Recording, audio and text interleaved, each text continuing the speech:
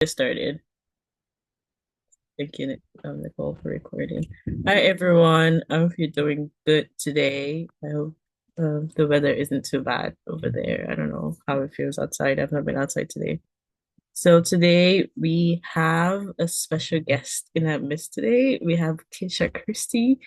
And before we get started, I'll just play the land acknowledgement video. So we do, land acknowledgement. And if you could please turn on your camera, that would be amazing, to make Kesha feel good. So thank you, Cass, for turning on your camera, and thank you, Joshua, as well. I'll just play the like a land acknowledgement video, and then we'll go from there. Okay. Hopefully my sound works this time. Because every time my sound is like not working. Oh, share sound. Oh, I see. That's how I was supposed to do it. Okay. Sound good?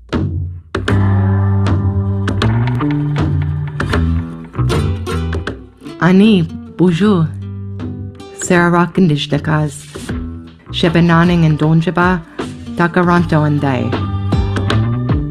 Takaranto, a Mohawk word. The place in the water where the trees are standing. The place where the fish weirs are. My dog and I spend a lot of time walking. It's my favorite way to move through this city. For me, it's a meditative action that isn't about negotiating bike lanes or public transit, but a time to slow down and really try to see the world around me. Concrete sidewalks, parking lots, now covering the rivers and trails that once flowed freely. The Petun, the Huron-Wendat, the Haudenosaunee, the Anishinaabeg, the Métis, the Mississaugas all made their homes here, and many other nations expanding beyond these groups traveled through for commerce and trade for thousands and thousands and thousands of years. I think of the other First Peoples' languages and the names they had for this place. I think of the ancient trails covered by the pressures of settlement. The waterways and the moderate climate of the Great Lakes made it a perfect place to fish, hunt, grow food, gather medicines and seeds for horticultural development. Rich, fertile, and abundant, Turtle Island's Mesopotamia.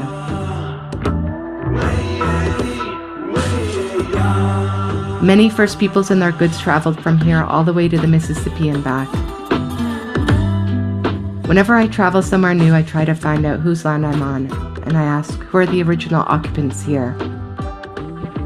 So for Indigenous peoples, land acknowledgements are not only to assert our sovereignty and treaty rights of today, but it's also a way for all peoples to feel more connected to a place.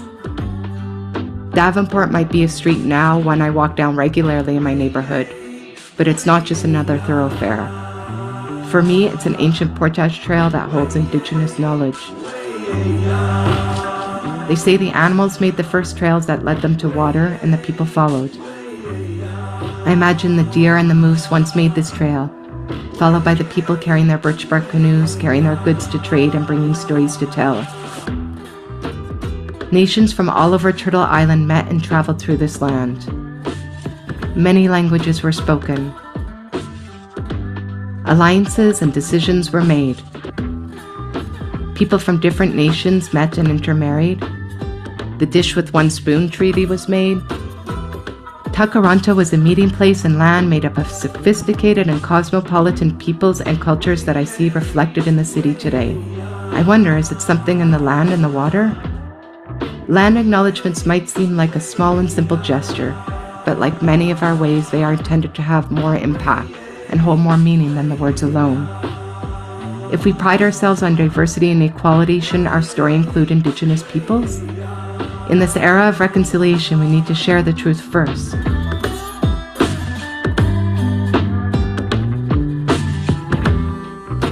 And reimagine the narrative of this land and this city together.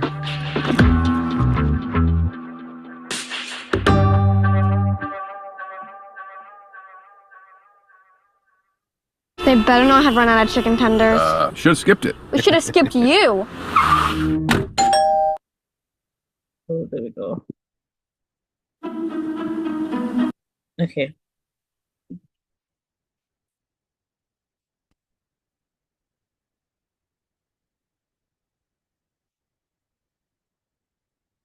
All right, thanks, guys. So I'm just gonna do a brief introduction. Um, so we have Keisha here today, and she's gonna be telling us the power of storytelling, and she's gonna be explaining storytelling to us. So I just have a really small bio for her, and I'm just gonna do a small introduction. Wait, can you guys hear me? Am I on mute? Yeah, I am. So Kesha Christie is a renowned storyteller and founder of Talking Tales, dedicated to preserving African and Caribbean traditions, engaging the diverse audiences through dynamic performances, workshops, and platforms. Kesha bridges cultural gaps, fostering connection and understanding. Talking Tales enriches communities, promoting cultural preservation and empowerment. So over to you, Keisha. Thank you. Thank you very much. Um, See if this is gonna work. There we go. Good evening, everyone. Thank you so much for joining us this evening. I wanted to talk about something that I'm really passionate about and share why it's important in everything that we do. And so I am a storyteller. I've been telling stories professionally for 5 years. And actually, I think it's a little more than 5 years now. But my passion is really helping others to find their voice and be able to share their stories too. My preference is to share African and Caribbean folk tales because I believe that there is no experience that hasn't happened before. So these folk tales that I share are like a blueprint and they're just repackaged, different circumstances, different consequences, but there's always an underlying string that has happened before that we can use as a blueprint. And a lot of these stories have a lesson or a moral where we can take all of it or just take the pieces that are relevant for us in our situation. But these are the stories that um, they connect us beyond um, gender, beyond race, beyond religion. They're the stories that help us to see each other, see our sameness in one another. And with that, we can kind of navigate the world a little bit differently. And so, what I wanted to do tonight was really kind of share why storytelling is important, how it can be used as a leadership tool, and really kind of craft a story to help us be able to share our point of view, whether it is community project, interview, or just amplifying our voice and to get our message across or ideas across. And so, as we go through that, we'll also talk about how storytelling can help us when it comes to developing community, as well as enhancing us personally as individuals. So I thought we'd start off this evening with a little with an icebreaker. And so in this activity, I would like you to give me two words that would describe an experience that has changed you. It can be personal, it can be professional, but just think about an experience that you had. It could be recently, it could have been something that happened some time ago, but something that stands out for you. And see if you can give it two words and maybe explain why you chose those two. For example, my two words would be um, decision and movement. I would say that because when I decided that my mission was to be a storyteller and share stories, I had to fight against being an introvert. I had to fight against my fear of public speaking. And so when I made the decision to conquer those fears, it opened doors that I didn't expect. And so I was saying yes before I was ready. And I was able to meet a lot of the storytellers whom I either listened to online or sat at their feet as children. I ended up going from listening to them to really sharing stages with them, which is beyond what I could have expected long ago when I said, sure, I'll tell you a story. Would anyone else like to share theirs?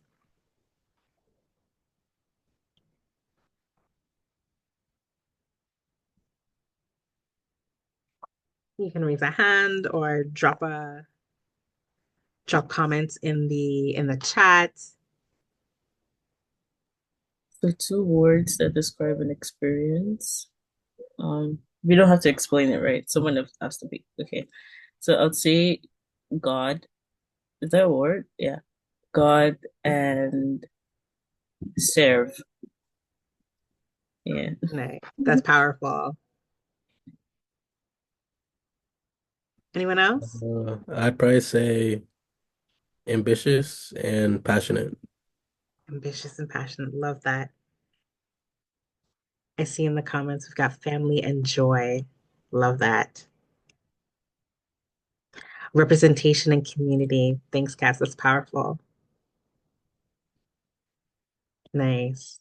I'll give a moment to see if anyone else would like to share before we continue.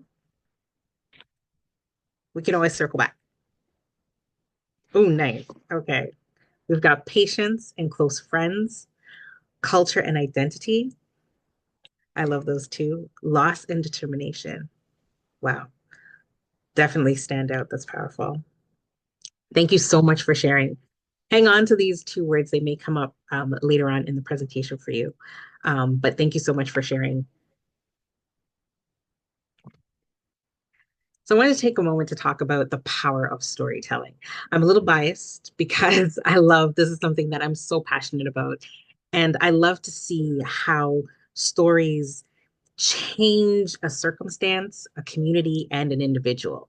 It's something that you can literally witness when you're in the room.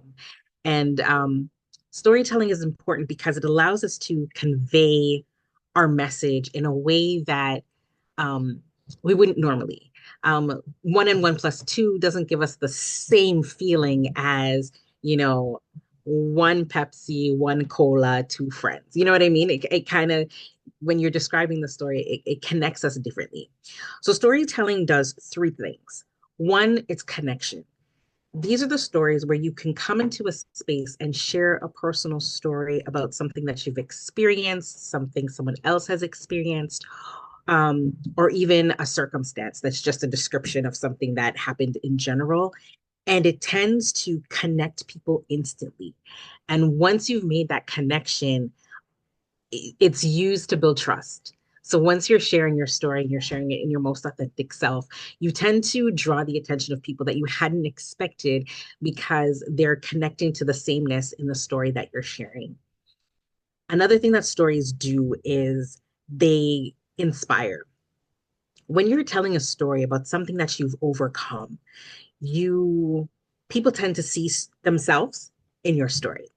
And when they listen to you and see how you faced an obstacle, something that felt to you like it was something you couldn't get around, and they hear how you were able to break it down into smaller pieces, build a ladder, build a bridge, but get from that place of impossibility to overcoming to success. They look at it and they start to say, if you can do it, then I can do it. And they use your story as motivation, as an example of what can be done. And they pick the pieces that fit them personally in order to be able to achieve their next triumph. And finally, storytelling has influence. When you walk into a space and you share your story authentically, um, talk about your experience, talk about what you've overcome, talk about the results of the decisions that you've made. You have the ability to change the mind of an individual as well as a group of people. So there could be someone who has just felt like they believe in one thing. They believe that the sky is yellow and nothing you can see would ever change their mind that the sky was yellow. And you come into that space and now you tell the story about why the sky is so far away. And in your story, you talk about how the sky was so close to the ground. It was its truest of blues that anytime anyone needed anything, they would reach up into the sky and take pieces of the cloud, and it tasted like anything, anything that you can think of. But the people got greedy and the sky changed.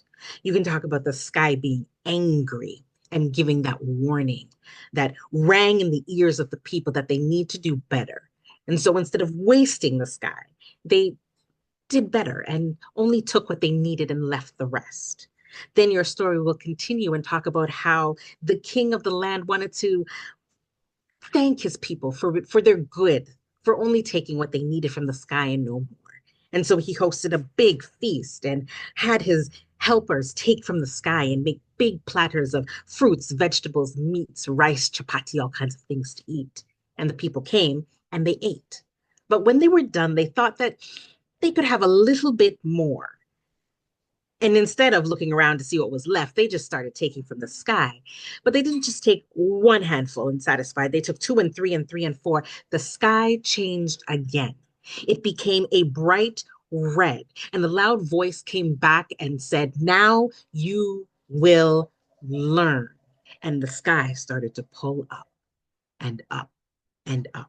And the higher it got, you can tell that the sky started to change color again until it again became its truest blue. But when the people reached up, they couldn't touch the sky anymore. Well, now you're telling that story.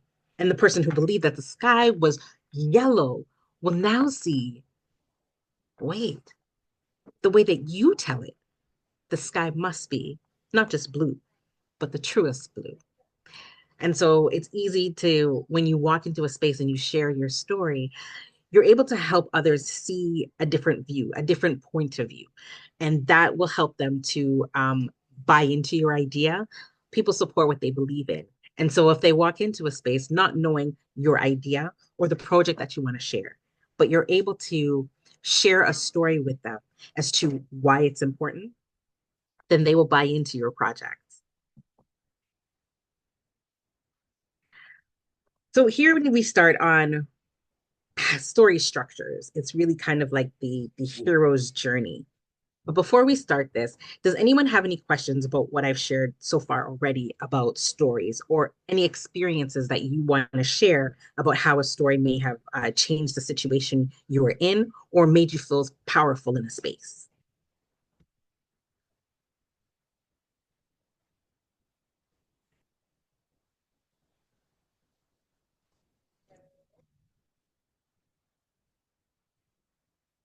Feel free to unmute or drop a comment in the chat. I'll give it another minute.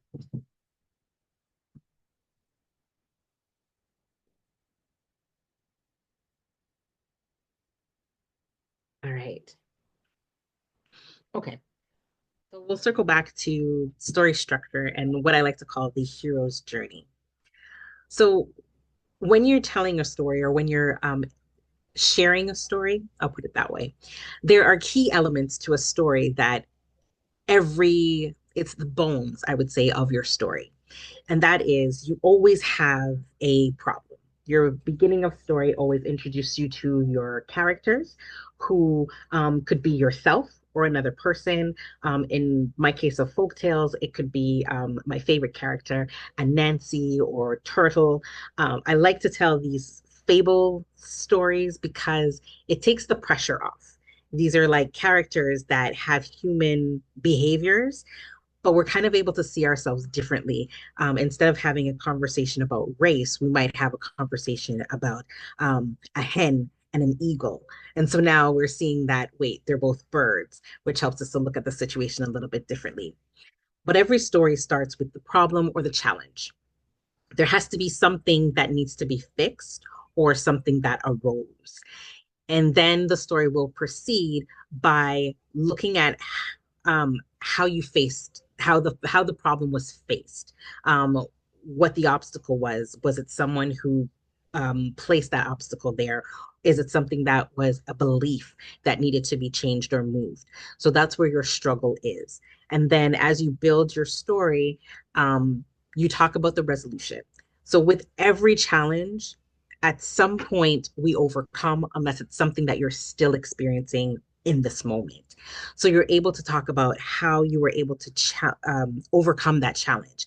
It might have been um, sharing your wisdom with another person or group of persons to help. It might be asking for help from others. It could be breaking the big um, project or problem into smaller pieces so that you're able to navigate, especially if you're someone who struggles with anxiety. Um, it's things seem can be larger than they seem. And so I find like, especially for myself, I use anxiety because I suffer from anxiety myself. And when I have certain challenges, when I'm in the height and I can't really see the other side, I try to ground myself by remembering the things that I do have control over. And then once I've done that, it could be movement, breath work, just exercise or taking a nap. Sometimes that's all you need. But then when you wake up and then when you revisit your challenge, for me, I break them into smaller pieces. And that smaller pieces could simply be putting on my socks, or it could be turn on your computer, something that you have control over. And then now that you've turned on your computer, what's that next step? And you keep building and building and building. And so your story can have that same experience where you're able to share the steps you took to start to overcome and to achieve that success. And then, of course, with every folktale that I love, and in every story, traditionally or otherwise, there's always something learned. I like to say that there's never any failure in life. It's always you succeed or you learn from it. And what you learn will help you succeed in the future. So there's always a little piece there that you get to hold on to in each story that is told and shared.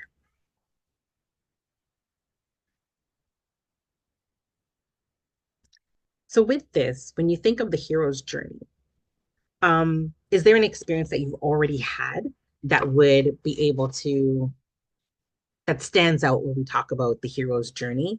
Or is there a character that you've seen or experienced that you're like, hey, when I think of a hero, I think of this person, and they don't have to be a traditional Superman. It doesn't have to be that. It could be an individual who does great things in the community. It could be a character in a novel, or it could be yourself. Does anyone want to share?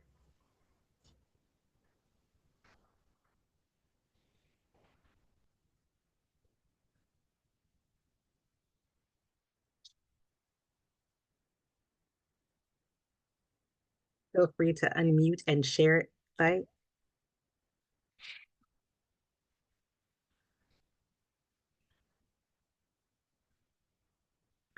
All right. So let's take a moment and think about your own personal leadership story.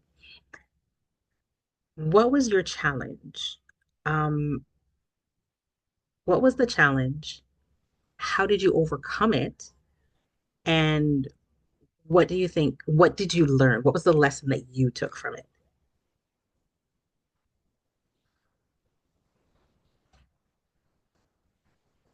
I can share the leadership challenge. Mhm. Um, sorry, oh my mom.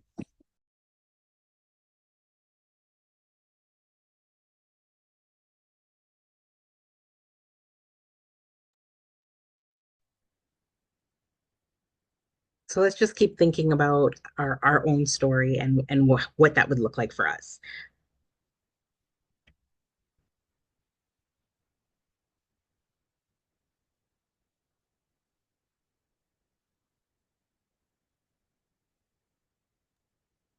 I think it's quite.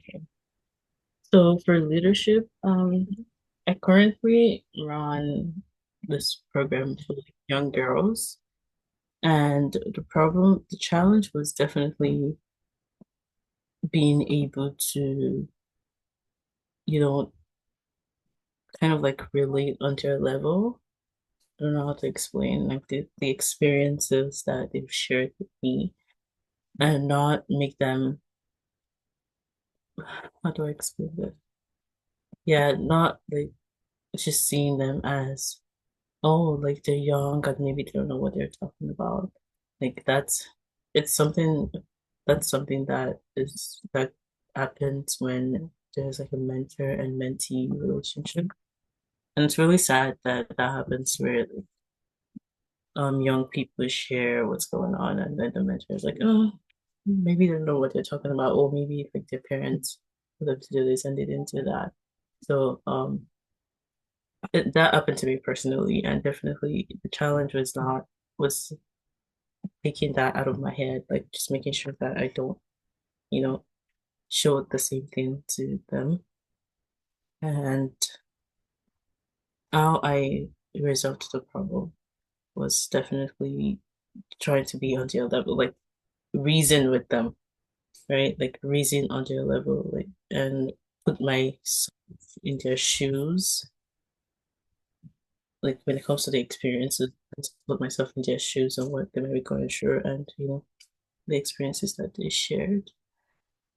And yeah, lesson learned. It's definitely the fact that men like we as adults, like adults should be able to relate to youths like every time, like because there's always this misconceptions with like youths every single time. So being able to relate with them, being able to just acknowledge how they feel or their feelings is definitely something that can be changed if you really want to lead youths. Yeah. And Tatiana was asking what she missed. Okay, let's circle back. Thank you so much for sharing. So we were talking about story structure and the hero's journey, and really how every story kind of follows a bit of a pattern, or it has a bones. And so we talked about the problem or the challenge. We talked about how you faced that problem, and then starting to look at the resolution and how you were able to overcome uh, the challenge and the lessons that I've learned. So some of the questions that I asked were really thinking about your own leadership story. What was the challenge? How did you overcome it? And what was the lesson learned? And so right now we're just listening to others share their own experiences. And so that's where we are now. I wanted to take this time to really share a folk tale that I found a few days ago, preparing for um, an upcoming speech, and I thought this story kind of talks helps to build on character, which is one of the things that help us to identify our own personal hero's journey. So this is a story about a man named Mammon. Mammon was considered a wise man, very wise man, and he he was known at least up to 20 days away from his village. He was known for being very wise.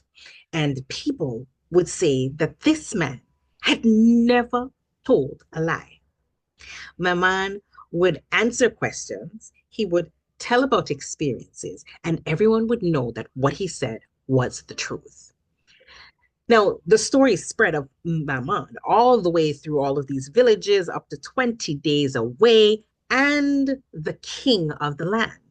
And so the king of the land thought, there is nobody who does not lie. Even when people don't think about it, they still tell a lie. Mammon wasn't one of those people. But the king called for him, and Mammon came. He got on his horse and rode to the palace, met with the king, and the king asked him a question. Mammon, they say that you have never told a lie. Yes, your majesty. So you mean that no time in the future will you ever tell a lie? And his response was, no, your majesty, I will not. The king had a plan. And so he told Maman to go away and come back the next day. When Maman came back that very next day, the king was preparing to go hunting.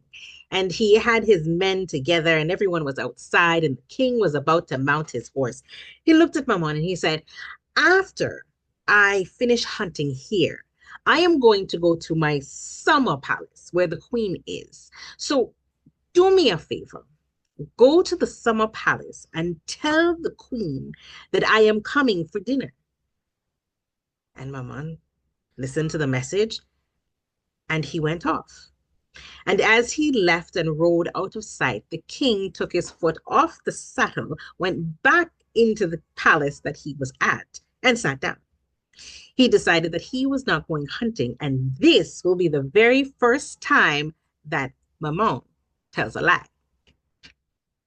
So he waited and waited, and the very next day the king got himself ready and he rode to his summer palace.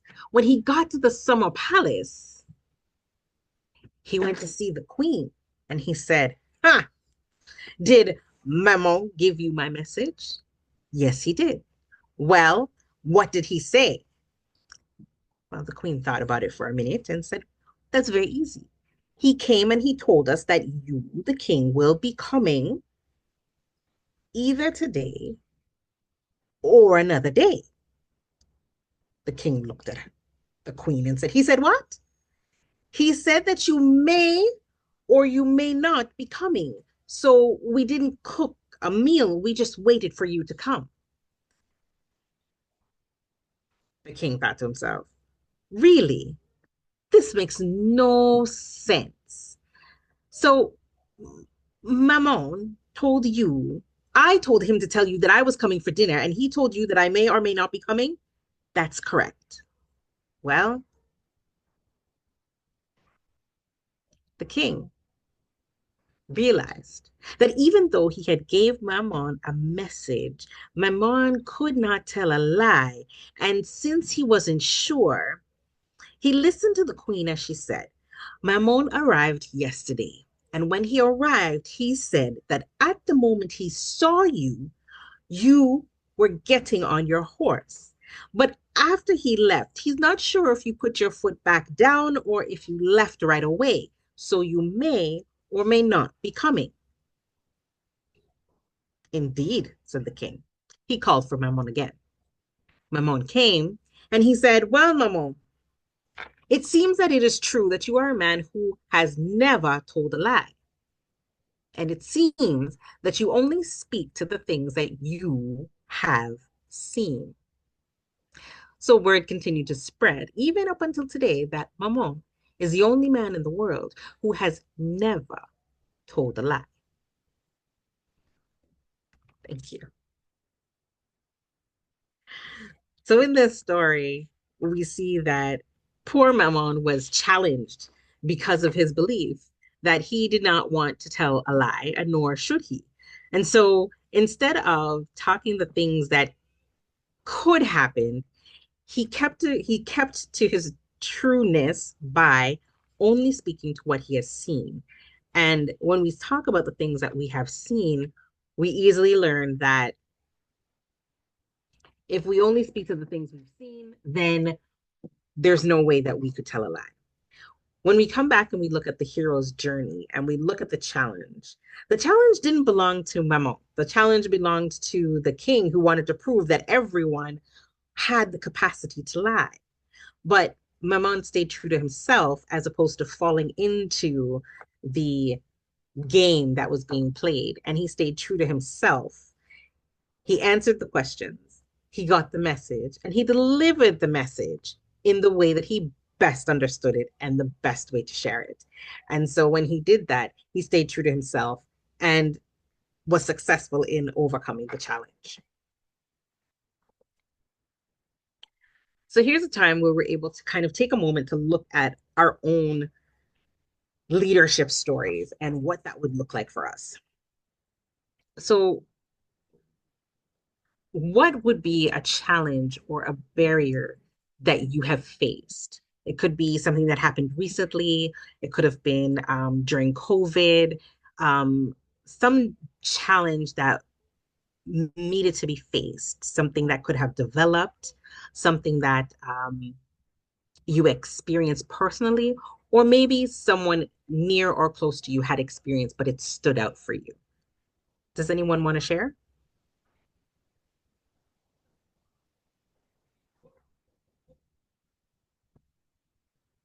Lovely. Thanks, Cass. Mm, someone in the chat. Should I read it out? Yes, please. So Cass said the one challenge is having to pivot or change plans last minute. For example, I was going to host a podcast and the event space canceled on us, and we had to find a new space. It's important that we stay calm and notify guests of the changes made as soon as we could. Thank you so much for sharing. Yes, that is definitely a challenge.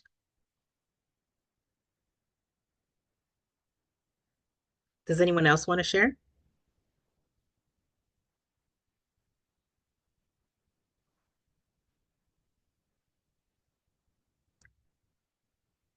So when you're thinking about your challenge, how did you overcome it?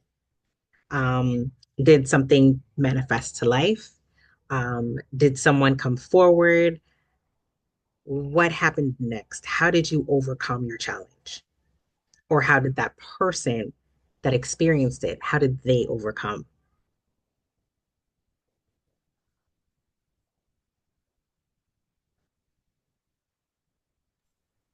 I mean, one way that I overcome challenges is, definitely praying and also um just not dwelling on the problem because I know that nothing's gonna change when I dwell on the problem, right? So what I do is look for solutions for the problem or challenges and then work towards that. And when I achieve the goal, that's definitely me overcoming it, right? Because whenever we dwell on it, like nothing's gonna change and crying isn't gonna change anything. I mean, it's good if that would help the person, like, because we all have different ways of how to express our feelings, right? So anyhow you want to express it, like that's good. But for me personally, it just doesn't work, right? So would Thank you anyone for sharing. anyone else like to share? We've got some comments in the chat. But yeah, so Bella said for me would be getting people to be consistent and having to change to make changes to fit their schedule into life. Hi, Mm, Bella. It's been a while. that's definitely a challenge. Okay. Oh wow. Manuel said that I actually wanted to start a business through a summer program. I didn't end up working out because the times for the meetings to enter into the program for the summer were only held during school hours, so they couldn't miss school. So I talked to friends about it and we told about this program I'm in right now. Oh, that's nice. That's fantastic. I love that. I love that. And so now when we're looking at the challenge or the barrier that we faced and we start thinking about how we overcome it or how we're beginning to overcome, let's think about what is the lesson that you're able to take from the experience. What did you learn about yourself as well?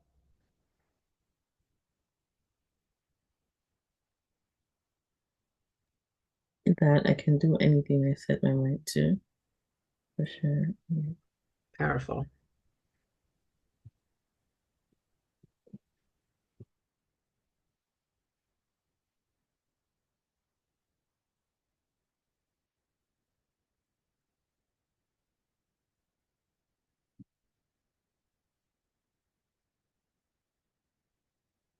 Got comments in the chat. Oh, yeah, so Emmanuel said I was very determined, so I learned that giving up is never the answer. Yep. Very true. Very true. Yeah, so Kat said that my resilience to make it work out, to make things work out, even if it wasn't how I planned it. Yeah, that's a really good skill to have. That's so true. I've I watch a lot of kids shows, Nickelodeon, with my daughter, and she has a show that she's in love with called That Girl Lele. And she has a saying that goes, "It might not be the thing you want, but it's the thing you got." And I'm thinking, wow, sometimes there's some wisdom out of the mouth of babes when we listen to these things. And when we experience certain challenges or circumstances, um, when you're in the moment, sometimes you don't see the other side.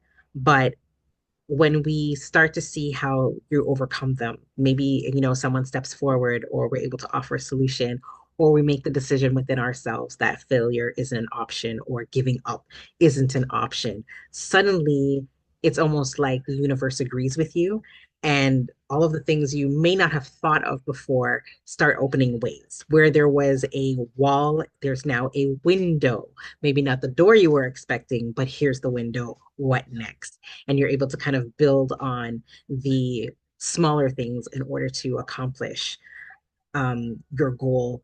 And through that journey, you're able to learn a lot about yourself and a lot about the experience. So some might be, there are certain folks that may not be able to be trusted with certain um, responsibilities. To For myself, if I'm keeping a checklist or if I'm determined not to give up, then when I get one no, I'm still going to go for the yes. And a lot of the times that I've learned in my recent experience is that your solution is on the other side of a question. And sometimes we're either afraid to ask the question or we are afraid to hear a no. And right now, my mindset is that I'm going for the no because every time I've asked a question, something as simple, very simple stuff, the answer is yes, but I never thought to ask the question before. I mean, something as simple as, can I get ketchup on the bottom bun? Yeah, of course. Wait, I've been coming here forever and have never asked that question. And all of a sudden to find out that, hey, it's an easy thing, it can be done every day. Or, something as easy as, can I get extra ice or something? It doesn't have to be anything practical, but it's a question that you've had, but never um, went forward or asked the question about. So I'm finding that all the little things that I thought were not important or things that, oh, well, no one really asked that question, turns out that someone asked the question and there's an answer waiting for me. I just needed to ask. And if I can do it with this little thing, then I can do it for bigger things. Like why not ask for the grant? Why not try to get into a room that you haven't been in before? When you're able to ask for the little things, it almost comes like very easy to ask for the bigger challenges. Did anyone else want to share before we move forward?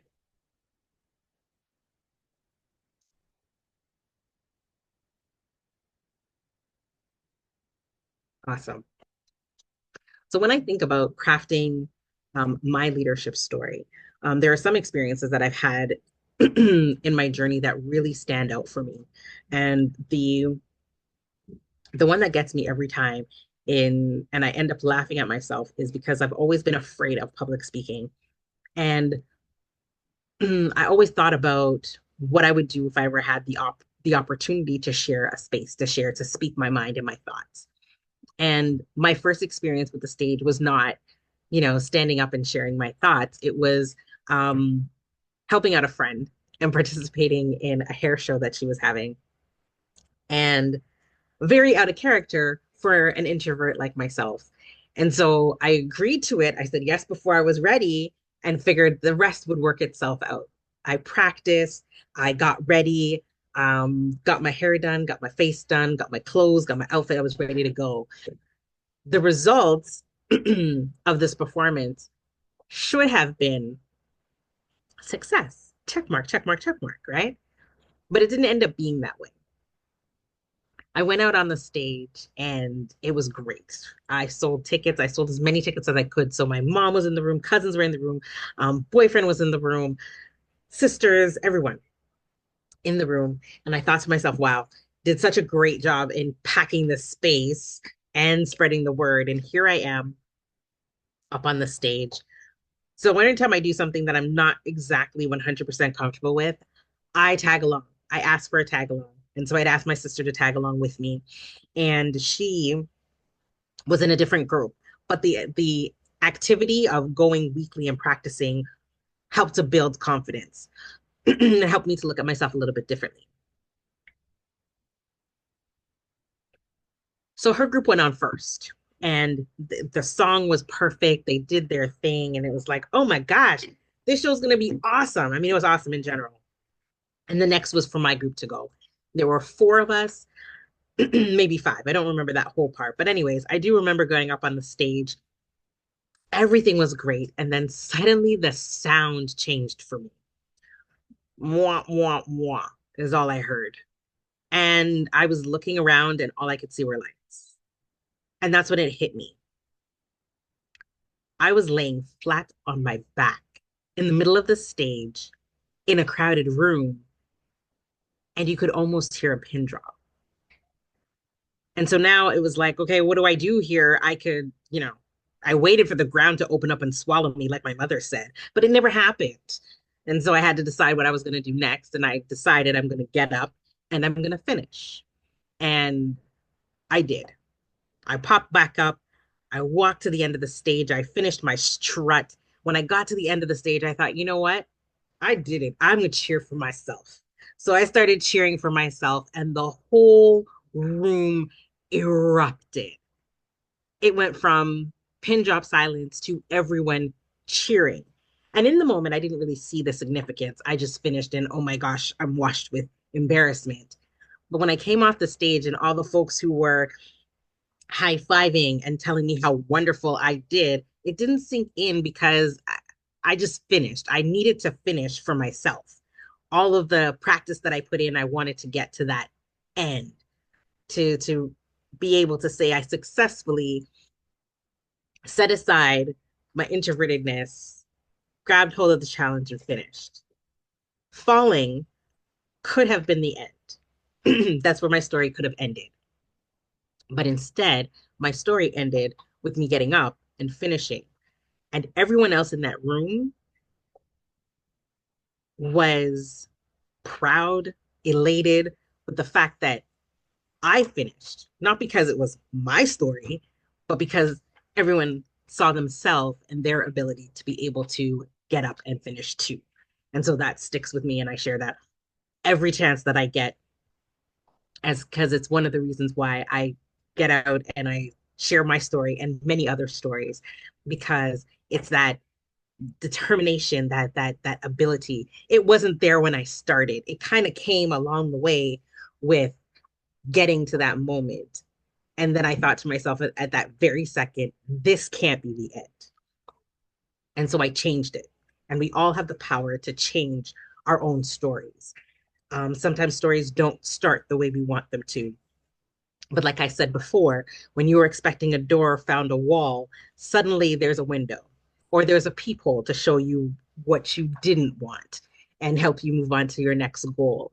Or it's instead of going left, you went right. And when you went right, you had the opportunity to meet the CEO of XYZ company, which is the company that you were thinking of applying to or wanting to work for as a dream job, and all you did was turn right instead of left. So there's all these little things that kind of put you in places where the next move is yours. And when it comes to changing your story, always remember the next move is yours.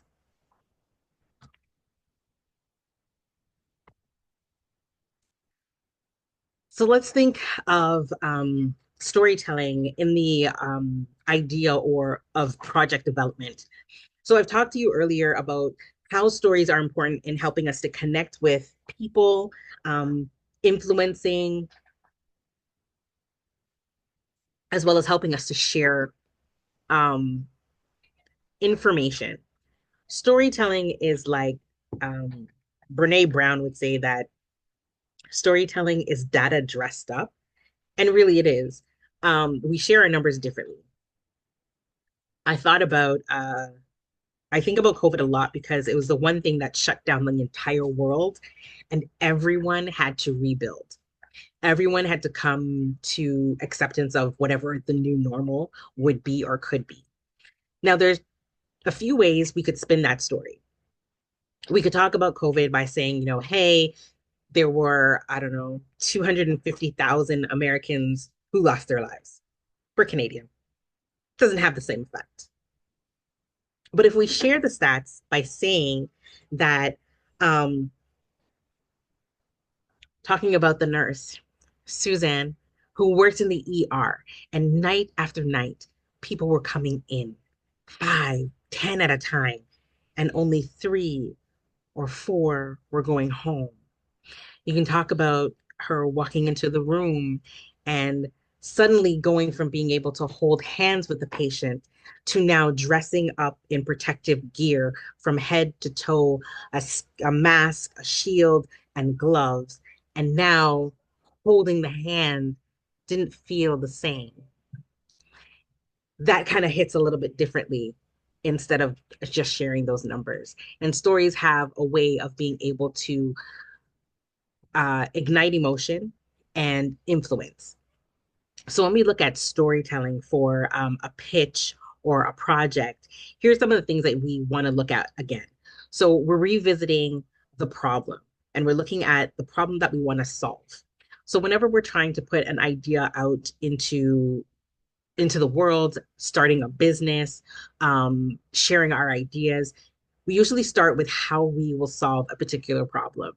And so we want to think of what that problem is and how is your thing, your idea, or equipment going to solve or provide some relief to that problem.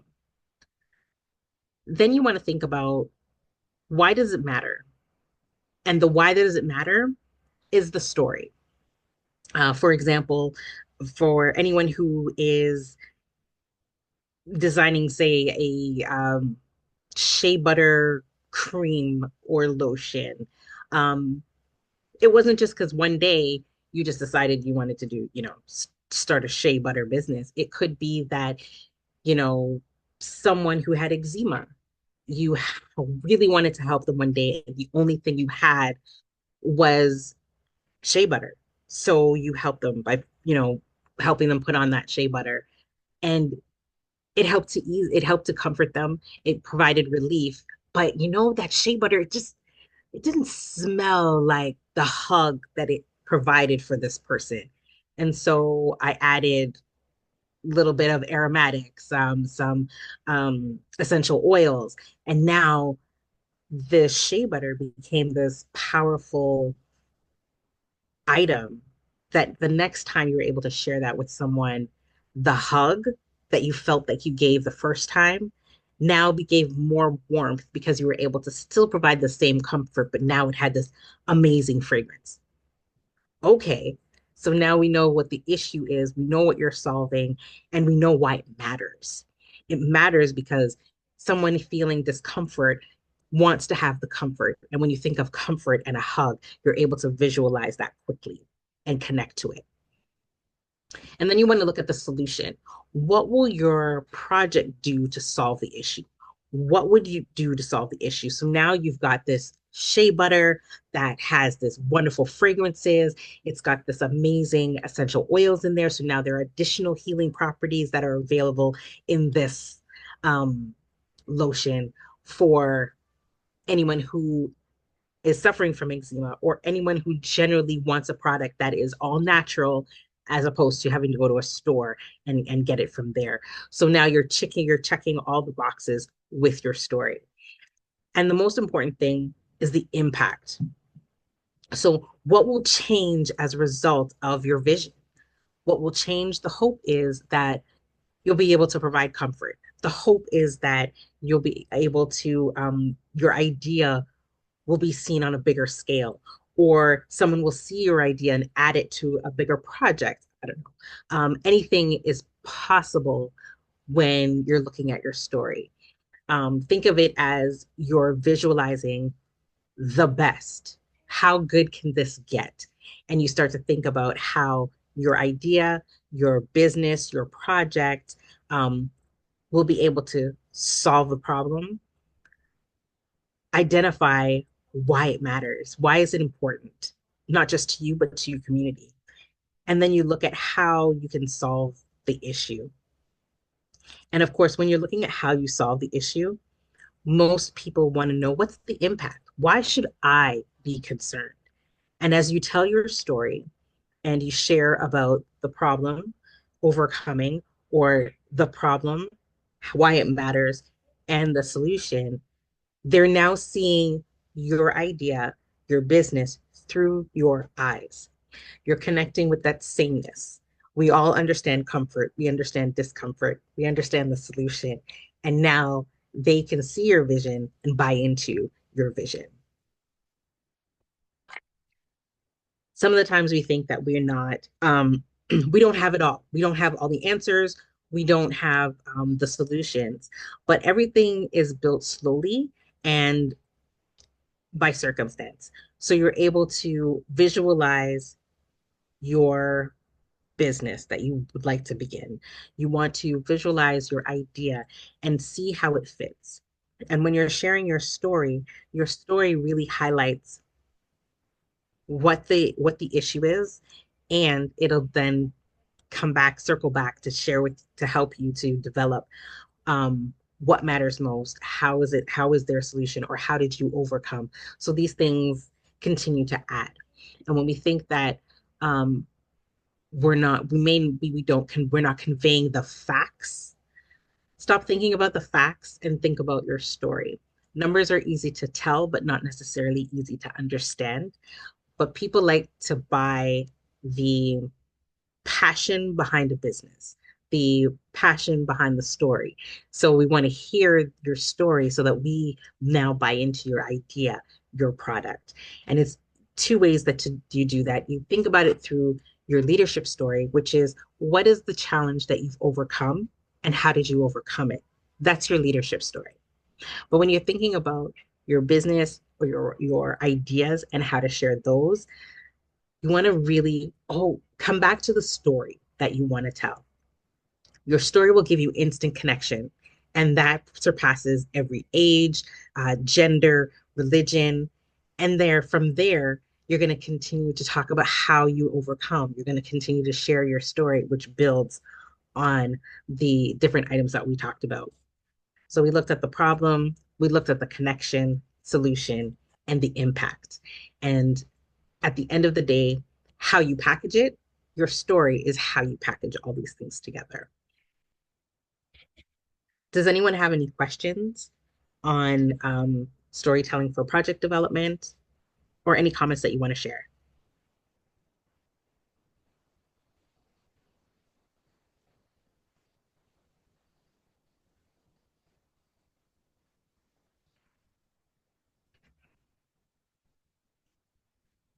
Oh, thank you.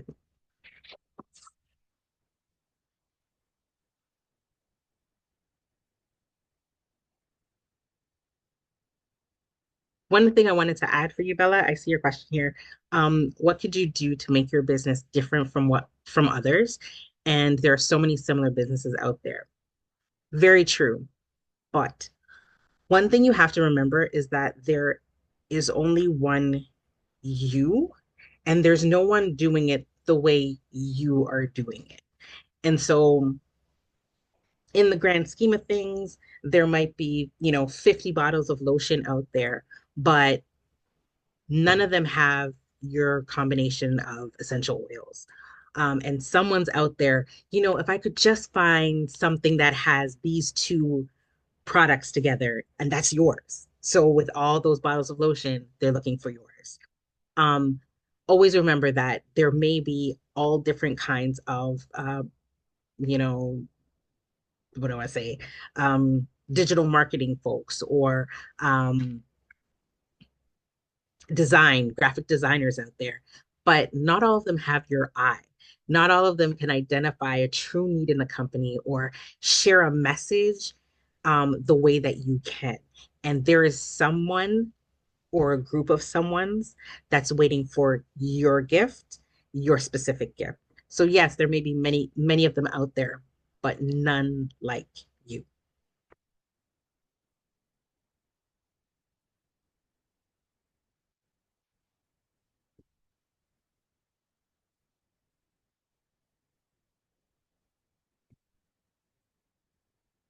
You're very welcome.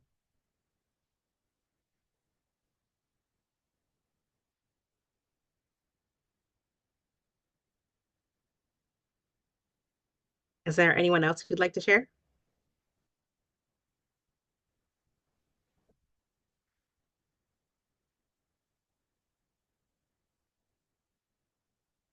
All right. I'll give it another minute before we move forward. Mhm.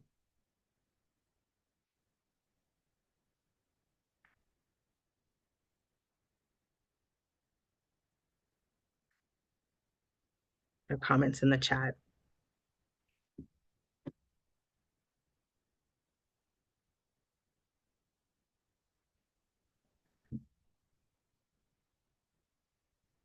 Of course, your story doesn't necessarily have to be about you personally. Your story could be about an experience. So for me, when I share stories in general, I think about the experience. I want to create comfort. I want to create I want to empower. And so my message stems from that lens or that platform when I'm sharing. So it doesn't necessarily have to be a personal experience that specifically happened to you. You can share definitely an experience that happened to someone else. Um, or you can give your personal experience an avatar. I think that's what we say nowadays, an avatar, to be able to demonstrate the experience and still feel once removed. So it doesn't necessarily always have to be a personal story that you're sharing.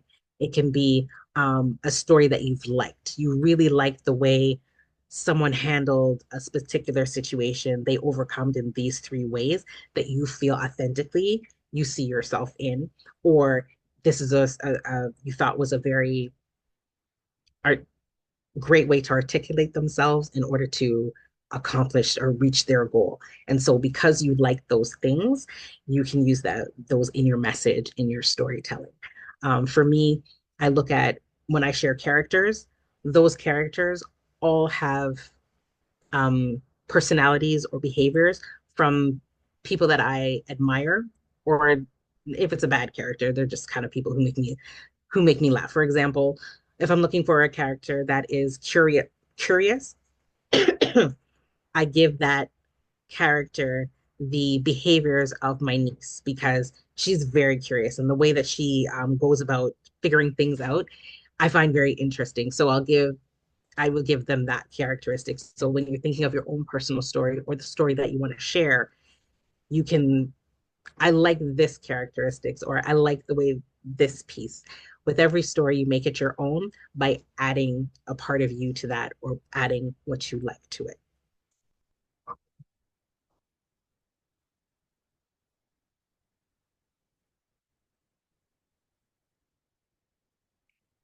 Awesome. I'll wait a moment to see if anyone else wants to share.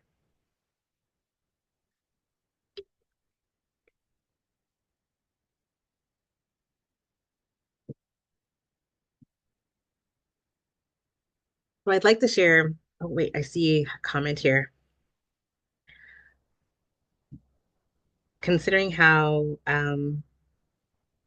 young some people are that start businesses, sorry, would just being persuasive be enough to change people's mind if they seem truly okay? Here's the thing. When where you have to remember that you're the expert in the room. When it comes to your idea, your business, or your product, you're the expert in the room. And why storytelling, I love storytelling so much is because it connects people beyond age and things like that. So people are judged by their age. But brilliance is at any age.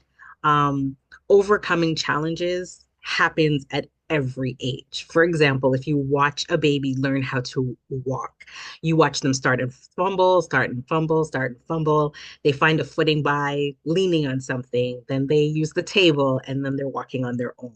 So the beautiful thing is that ideas, um, passion, it's an ageless experience. And when you're sharing your ideas and your passion behind your business, you're sharing a bit of yourself. And when you're sharing the story, like I said before, it doesn't necessarily have to be your story. You can share the story of another person and how they've overcome. You can take the bits of their story and make, you know, make it your own, meaning that you're going to insert, your business related stuff, your ideas, and you get strength by sharing the stories that you tell. And one thing I believe wholeheartedly is that the experiences of young people today are very different from the experiences of young people, the next generation ahead of you. We've all had different experiences, and some of us are some jobs, businesses didn't exist, as little as 5 years ago. And so the things that we're bringing together today are amazing things. And it's important to understand that ideas come from everywhere. And it's a shame that a lot of us have to keep in mind our age, or keep in mind that we may be a newcomer, and the way that we're judged. But here's the thing: you're the expert on your topic. When you walk into a space and you're speaking to one, two, or three other people, you're the expert on your business. You're the expert on your idea. And when you come from reminding yourself that you're the expert, you can answer the questions boldly, or it's okay for you to say, I will find out and get back to you. And when you come from a place of remembering that you're the expert in the room, um, it creates a confidence in yourself. But there's also that thing, that frequency in the air that makes you seem more confident, and the person receiving you is more attached or more connected to your message than your age. And they're thinking, this is a great idea. Wow, this generation is very different. But again, we got to continue to tell our stories. We have to continue to share our ideas in order to be able to feel more comfortable in those spaces and feeling more comfortable sharing our ideas. I see another one outside. It's also a good idea to spoilers, of course. Your stories, you're going to share your facts with your stories. So when we're talking about specific physical business item products, for example, you're going to definitely know who your competition is. You're going to know how you're going to do your marketing, and all of that can be included in your story. It's like you're fact checking your story. But the reason why you will encompass it in the story that you tell, as opposed to saying, um, putting it on a spreadsheet, is for a few reasons.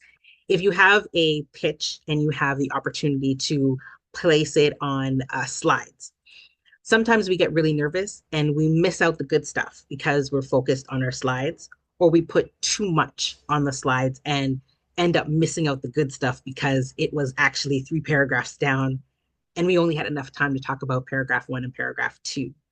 So when you stay true to your message and your story, I say message and story synonymously, because when you stay focused on that, you're able to deliver the points that mean the most um, in that situation. So when you're sharing your idea or your presentation, a lot of the times when I coach folks on delivering pitches, I usually tell them to focus on your message. Yep, you might, if you're doing a coffee house, you're going to need a brick and mortar space. We know that. But tell us the reason why you want a historical building, and then create a picture there. Because people see things in pictures when you're sharing, you're walking into the space, the architecture, you're suddenly, the person listening to you is seeing it, and the buy-in is there because they've connected with you in the story. And so now they're listening, and they're smelling your coffee, and they're now waiting, okay, when does it open, because they were able to connect with you in the sameness, in the experiencing the sameness. We all love coffee, or those who drink coffee love coffee. Yes, drinking that coffee in a wonderful space, low music, not too much noise. They're seeing it, they're feeling it. And so if you can connect your facts to emotions, it's easy to build on your story and sell your message. Awesome. Does anyone else have anything they'd like to share?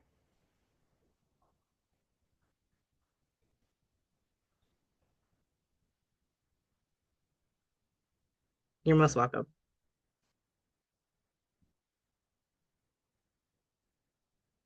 Awesome. So I'd like to share this story with you. It's called The Lion's Whisker.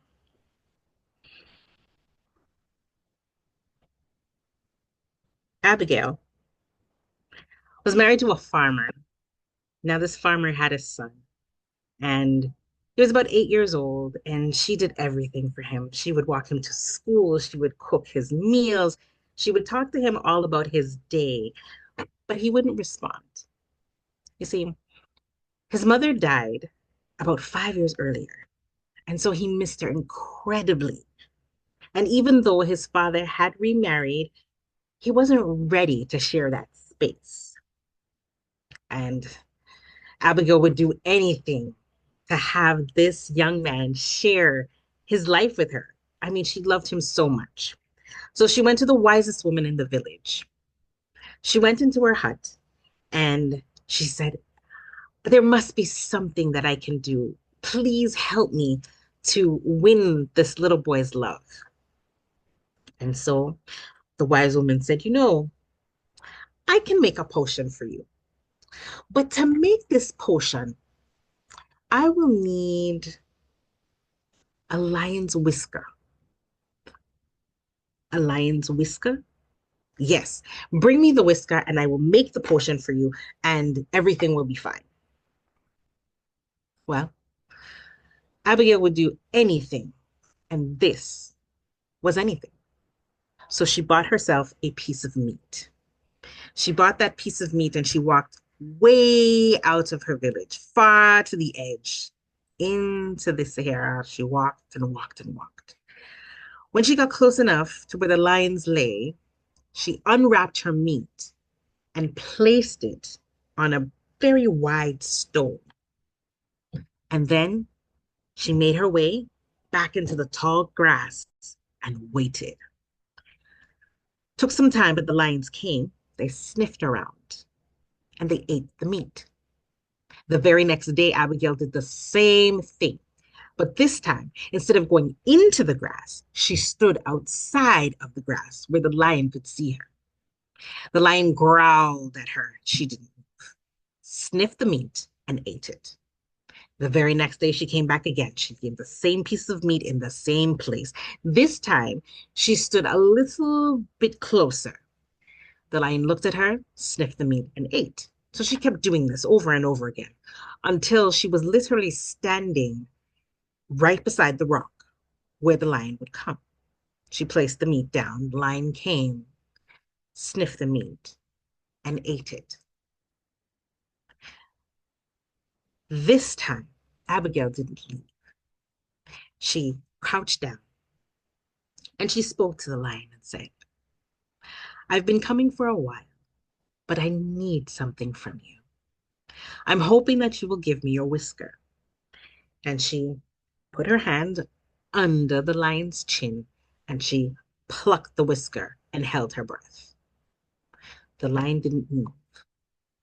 She took the whisker. She said, thank you. She got up, backed away. The lion still didn't move. And Abigail went back to the village. She rushed as fast as she could. She didn't hear the lion's roar. She knew that she was safe. She went back to the wise woman's house and gave the wise woman the whisker. The wise woman said, thank you so much for the whisker. And Abigail waited. She waited for her potion, her lotion, her whatever she was going to get. And she got nothing. The wise woman said, the same dedication that you used to get this whisker is the same dedication that you must use in order to win the heart of that young man. She thought about it for a moment and realized that the wise woman was definitely wiser than her years. She went back home and she continued to make meals. She walked him to and from school. She told him all about her day. And one afternoon, when he came home from school, he ran up to her and gave her a hug. She and shared about her day, and he said, I love you. And that was that.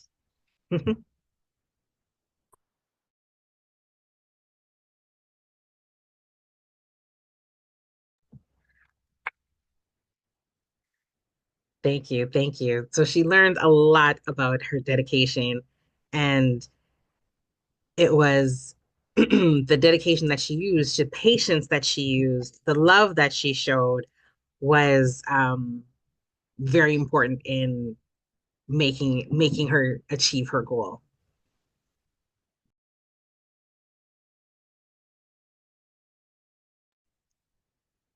Does anyone have any comments or anything they'd like to share before we move forward?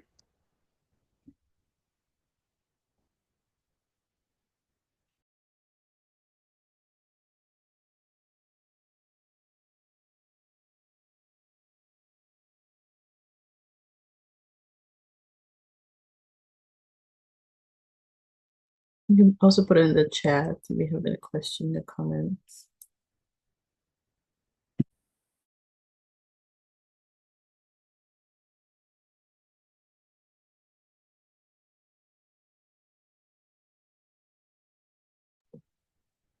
Okay, I see comments in the chat. So, does your commitment also have to show when you're creating your project? Your story shouldn't be the only thing that's speaks for itself. All of it comes together. When you're passionate about something, you share the best parts of yourself with that. You do the research to gain the knowledge. You find different ways of making your thing work. Whether it be an electrical thing, whether it be a product, you put your passion into it to make it perfect. You take the time to create the label. So all of those things are a part of your commitment. They're a part of the journey. So in this story, Abigail's journey, she went daily. She was diligent. She didn't just slap down the meat. She placed it with care. So these are the things that all add to your business idea, to your product, or the service that you're going to be providing. It's that diligence, that dedication to putting things together, to making sure your copy sounds good, or whatever you're posting, say, on social media. So all of those things add together. But remember this, storytelling isn't one thing.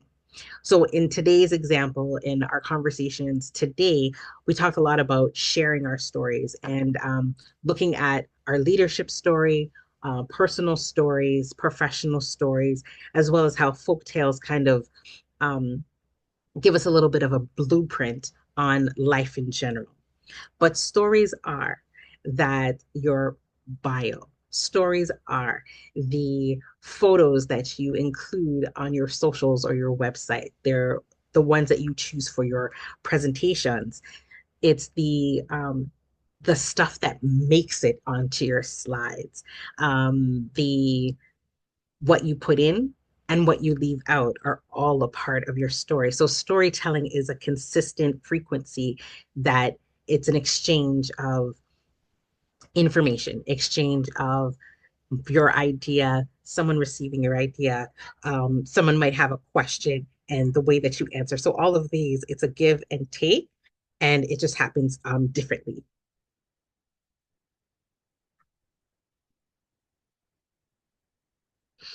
So when we're talking about projects, we're talking in general. So we're looking at sharing business ideas, sharing your story yourself as a leader, um, assuming the role of the expert in the room, whether you're delivering a presentation for work, play, community development. So when we say project development, it's a looser term, meaning the whole overall experience of, what sharing your idea or ideas in general. That's where that is.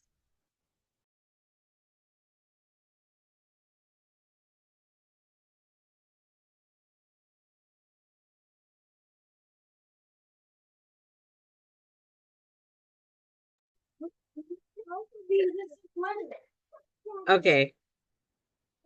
So when we look at our conversation today, we talk a lot about storytelling. And storytelling is a whole, what I do is I share folk tales. And I share folk tales because I believe that each one of them has a message, and in that, or a lesson. And in that, we're able to kind of use it as a basis for our experience. This evening, we shared stories about our own personal experiences. We looked at things that challenges that we may have overcome, so that when we're thinking about ourselves as leaders or sharing our story or sharing our own personal stories, we look at what we've overcome, what we experienced, and how we overcome it. Because when we think of stories in general, stories do three main things. Stories allow us to connect. They allow us to connect with people and build trust. They also offer inspiration. So, in the stories that we tell about things that we've overcome or solutions that we've created, people are able to see themselves in our story, and they look at, if they were able to do it, then I'm able to do it. And that inspires them to take action or to make a change. And stories also influence. And they influence us in ways where we're able to share a story and change someone's point of view. So we can change an individual's view or a group of people's view. And when we think of stories in that way, as young people delivering our ideas or trying to create businesses for ourselves, which happen at much younger ages than they did before, we see ourselves as the expert in the room and being able to share those ideas freely and openly. And when we look at facts and figures are challenged to present, but when you share them as a story, people are more receptive. They buy into or understand your vision the way that you do and want to participate, want to support you.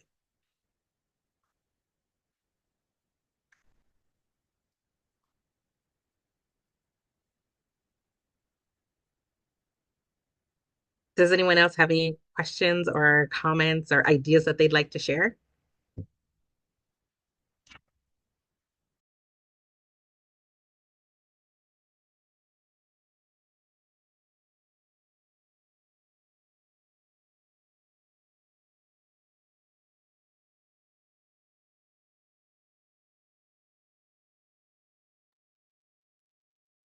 All right.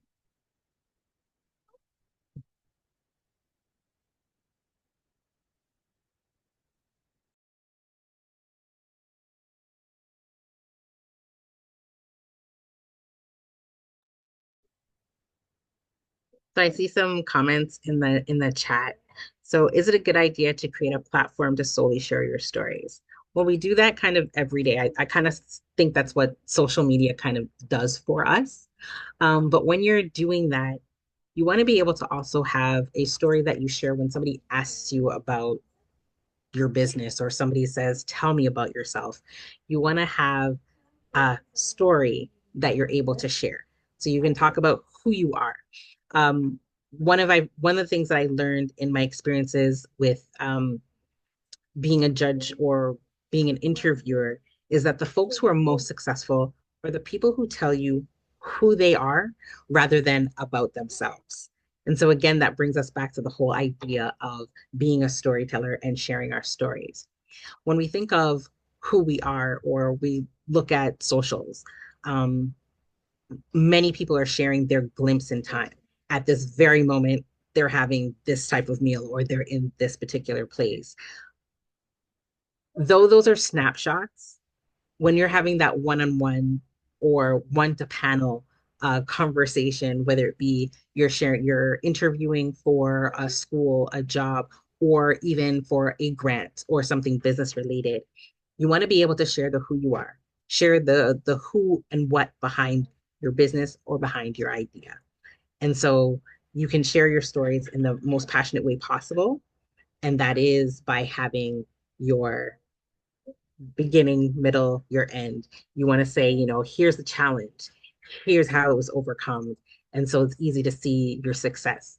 When you frame your story around those points, we find people are most successful in accomplishing their goals, winning that grant proposal, and things like that. So it's a great idea to be able to frame your stories in ways that are most passionate.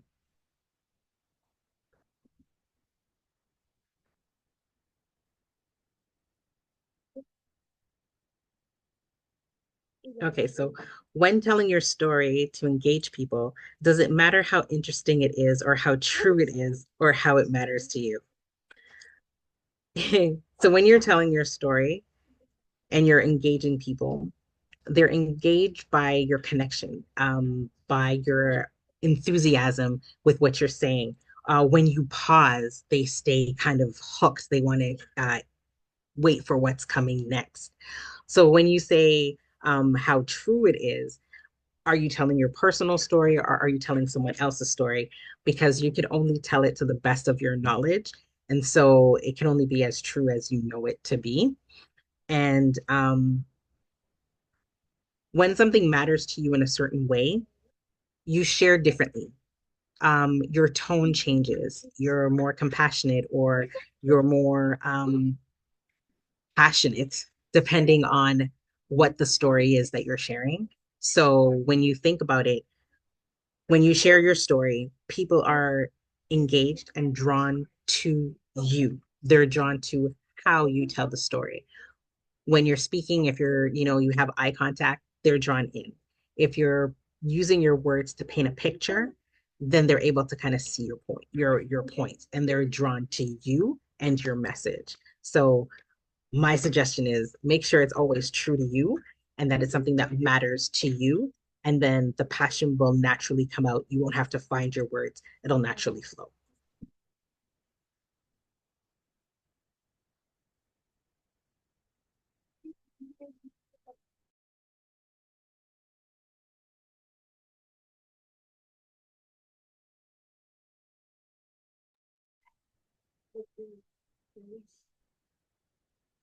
Is there anyone who else who would like to share or comment?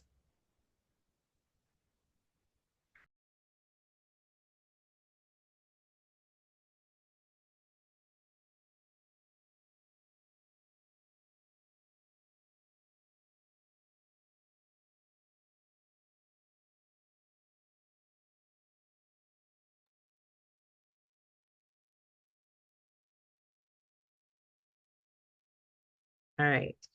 So I'll just circle back to the top one, where we talked about why storytelling is important. So we know our experiences, we know the things that we've overcome, the challenges that we've met, faced, and how we've dealt with them. So when we meet folks who have challenges with anxiety, when you experience something that makes it difficult for you to process everything all at once, how did you break it down in order to get to the next step? So that's really, you faced the challenge, you broke it down to manageable pieces, and we're able to move on to the next part. You want to look at that. We talked about how storytelling connects us. We're able to connect each other through emotions. And when we have that initial connection, the more you speak from there, you're building trust with the persons that you're talking to. And then we look at how stories inspire, because our story of overcoming can inspire someone else, as well as stories have ability to influence and help to change or give another person a different perspective on how to look at a situation or buy into our ideas. All right.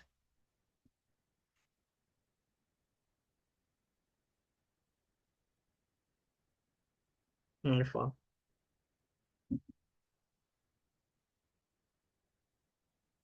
All right.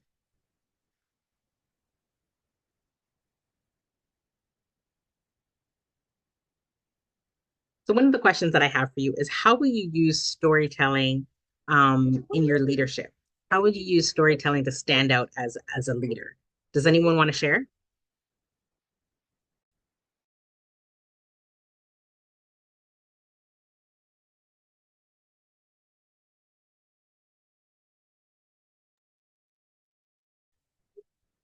All right. Um, Okay. so just like you mentioned earlier, that we can use storytelling to know how the issue matters to us, right? So in my leadership, I'll make sure like whatever issue comes up, I'll make sure to probably use storytelling to think about the issue, what problem am I solving, how the issue matters to me, and how my being a leader can help solve the issue using, storytelling. Thank you. And Bella said that learning from mistakes and past experiences for better decisions in the future. Thank you. Would anyone else like to share?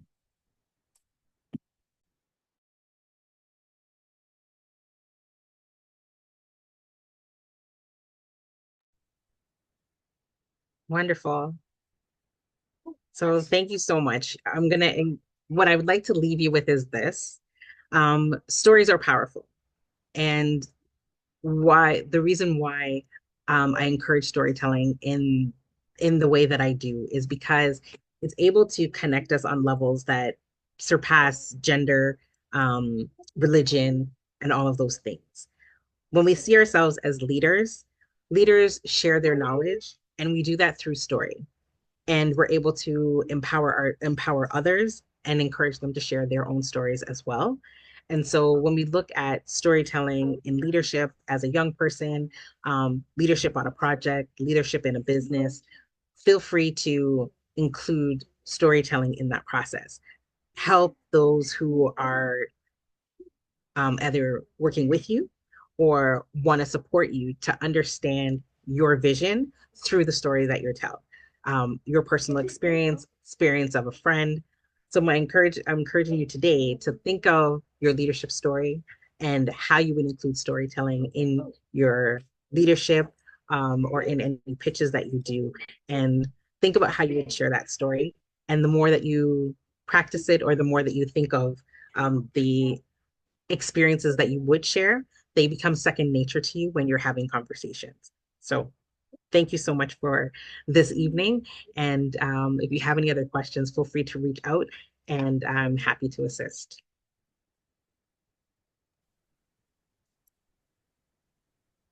Thank you so much, Keisha. Thank you. I really enjoyed the stories that you told and also how we can use storytelling for projects, leadership skills, and all that good stuff.